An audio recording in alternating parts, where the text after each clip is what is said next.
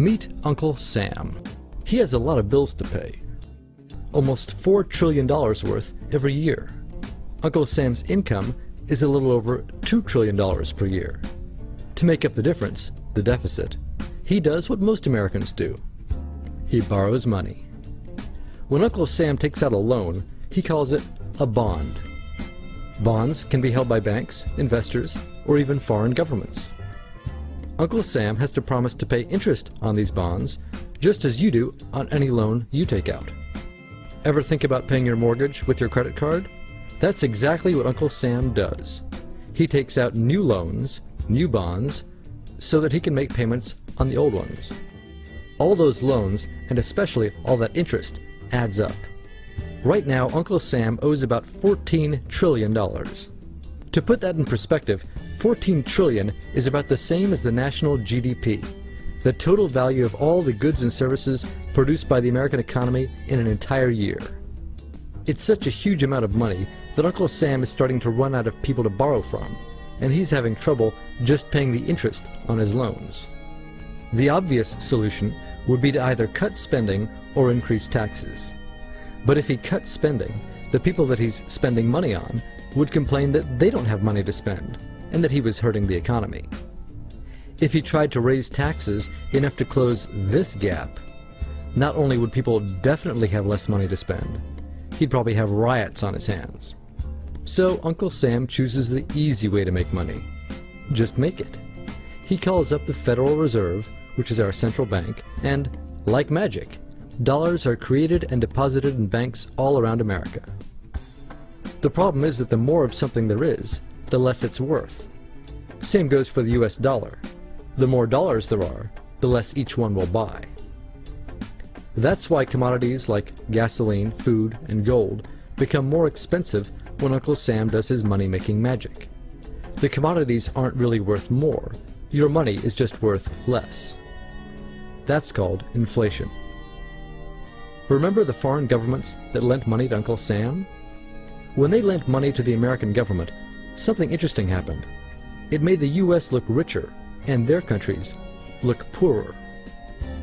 When a country looks poor compared to America, $1 of our money buys a lot of their money. So they can pay their workers only a few pennies a day. With such low labor costs, they can sell their products in America for lower prices than any American manufacturer can.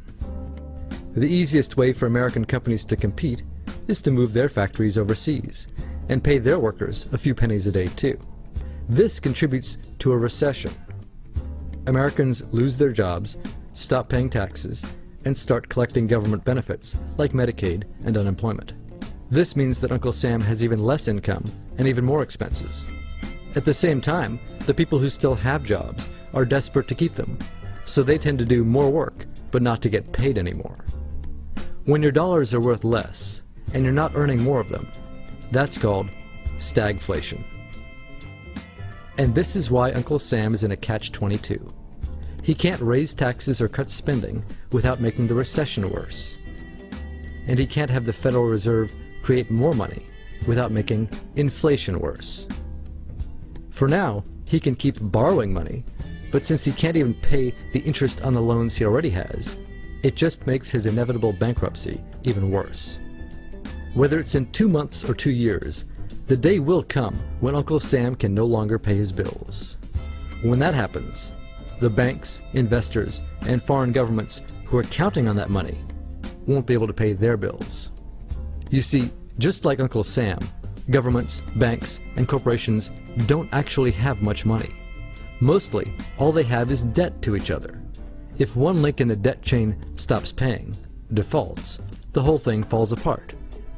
If investors can't pay their bills, corporations won't be able to pay their employees.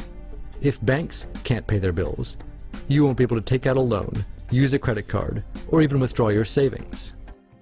If foreign governments can't pay their bills, their own banks and corporations will have the same problems. That's called a global economic collapse.